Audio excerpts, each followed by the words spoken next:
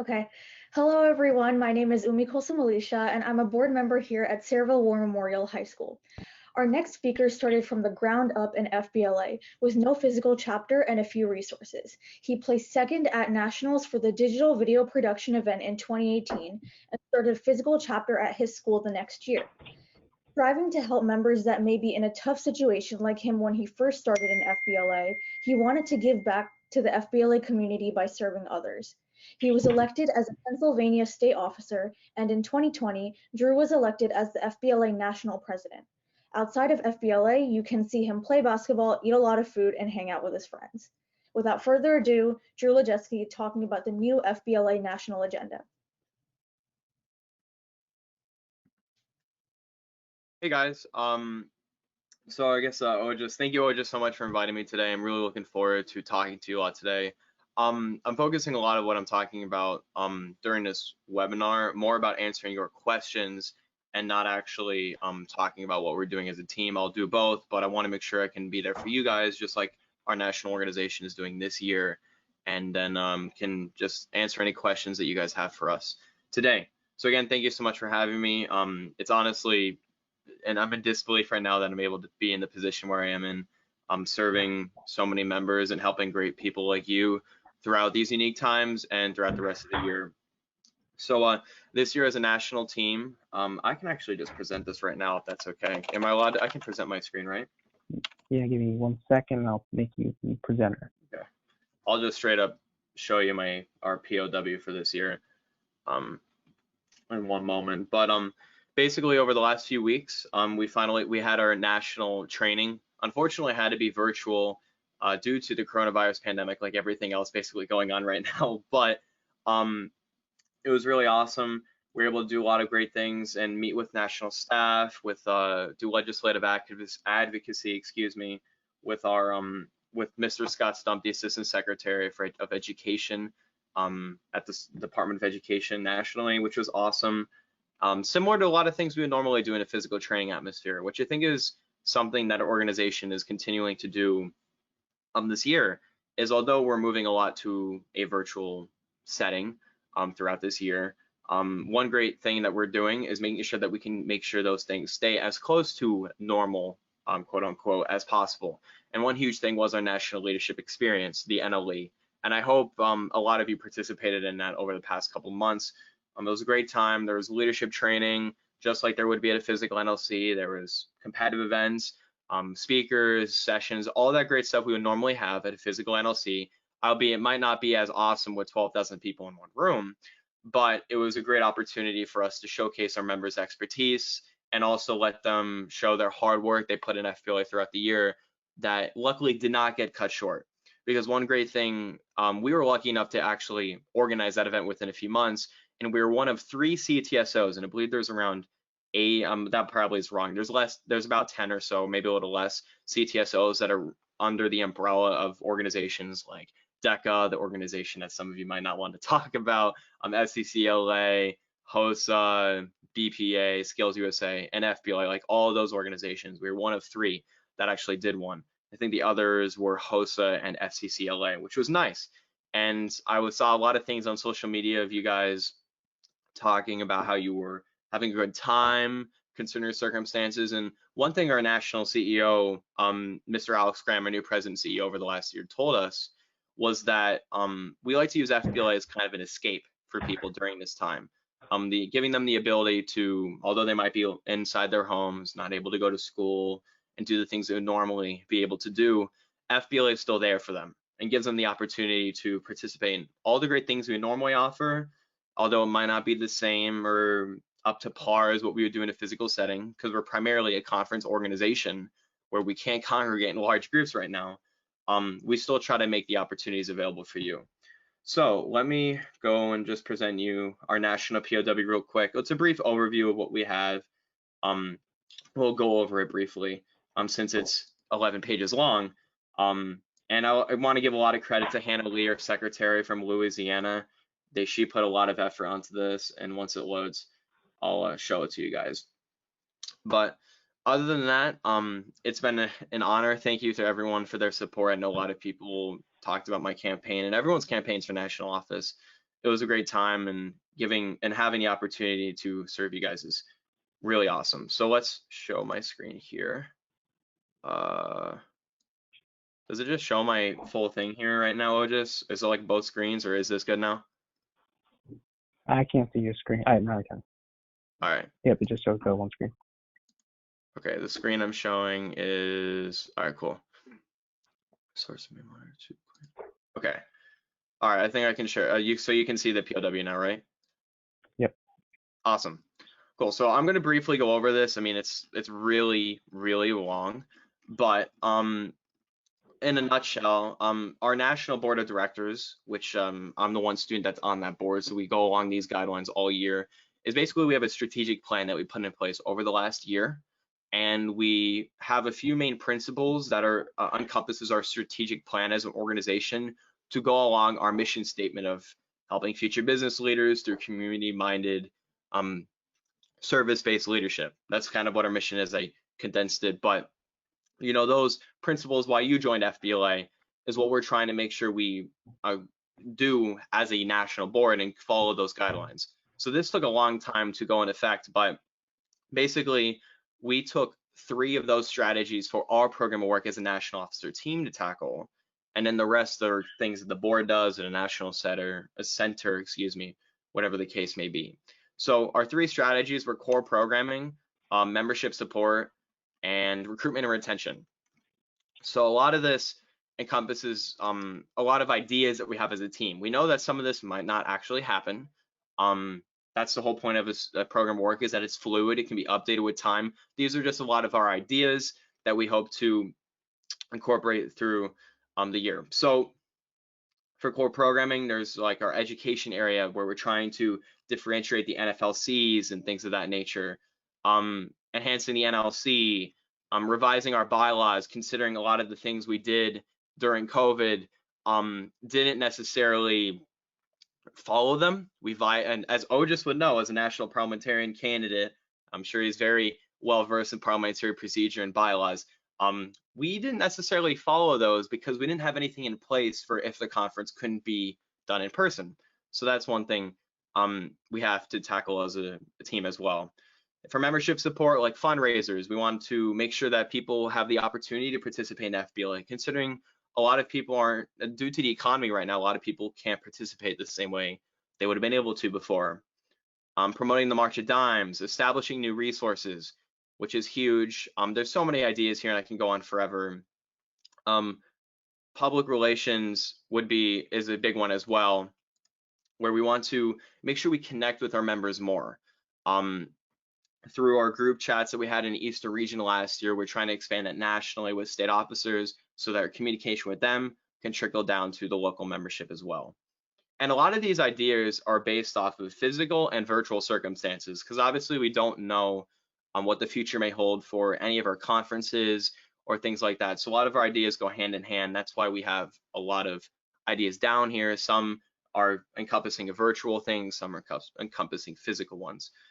Social media initiatives, we're really trying to promote the TBL more this year because our new social media director of communications, Ms. Gabby Gallagher, is really trying to move TBL to a virtual format, because we understand that Tomorrow's Business Leader is our biggest publication, but we know that a lot of the time, if you get it in your classroom, it kind of goes straight in the trash can, which is sad, but we're making sure that we revamp it to make it look even better, and also make it available virtually, because you're not going to be able to some people might not be in a school, to be able to pick up that magazine from their local chapter advisor.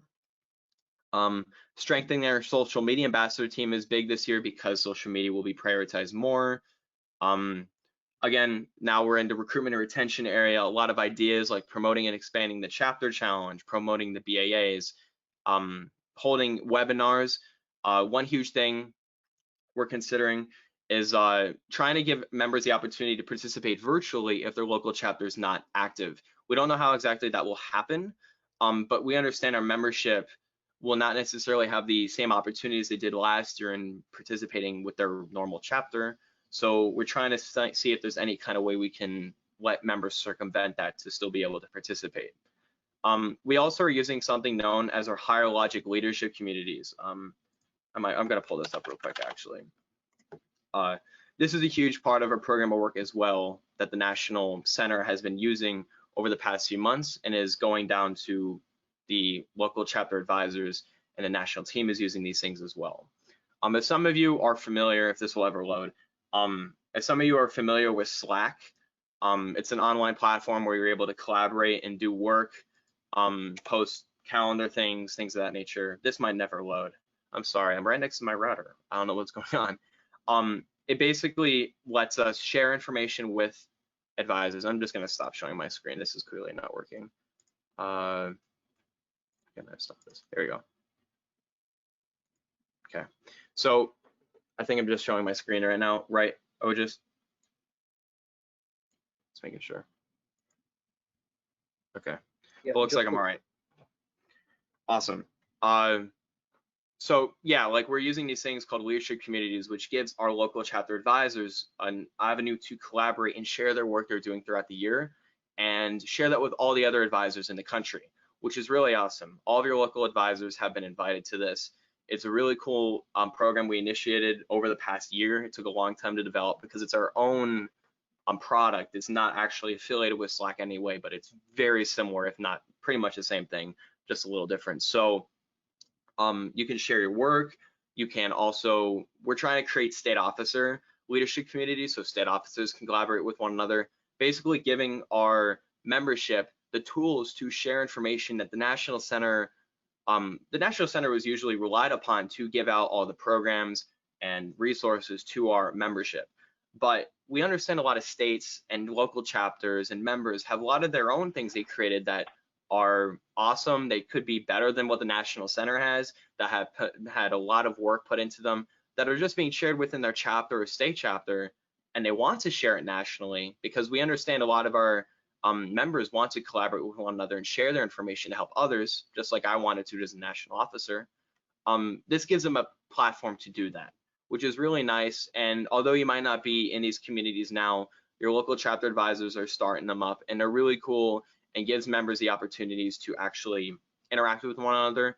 Well, not necessarily members now, but share the platform, share the resources that we have at the National Center easier rather than using email, and letting the members and advisors give back to others by sharing their information as well.